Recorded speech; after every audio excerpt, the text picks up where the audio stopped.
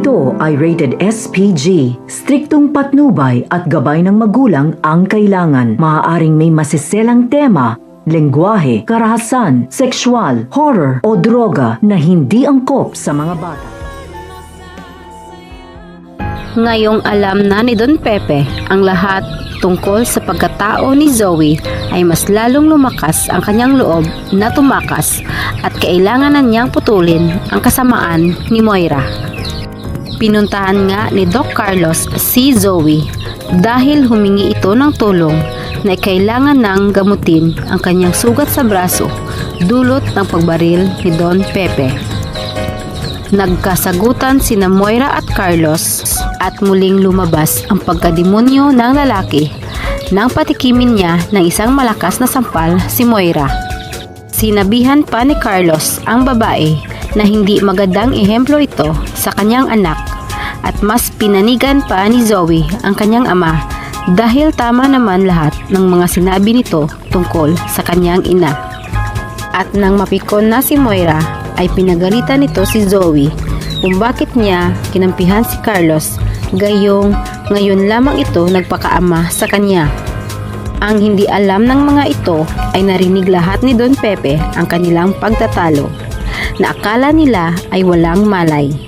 At nagulat ang matanda nang marinig na si Carlos lang pala ang tatay ni Zoe dahil ang alam nila ay kaibigan ito ni Robert.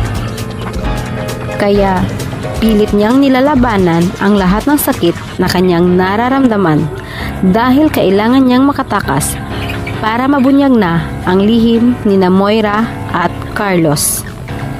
At naaawa na rin ang matanda kay Ninette dahil niluloko lang pala ito ng kanyang asawa at nagsisisi ito kung bakit hindi nito sinuportahan ang desisyon noon ni Robert na pilitin sanang bawiin si Lynette sa maling tao. Inaalala rin ito si Annalyn na kung sakaling mabubunyag na ang katotohanan ay masasaktan rin ito para sa ina dahil sa pangalawang pagkakataon ay muling itong naloko. Sa kabilang banda, dahil sa pangungulila sa ama ay hiningi ni Giselle kay Lynette na kung maaari sana ay pwede niyang makasama si Annalyn para kahit papaano ay may pagkukunan ng lakas ng loob.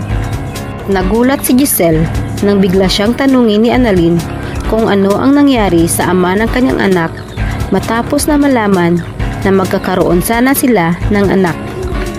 Oras na kaya para ipagtapat na ni Giselle kay Annalyn ang lahat ng nangyari tungkol sa kanya at sa ama ng kanyang anak?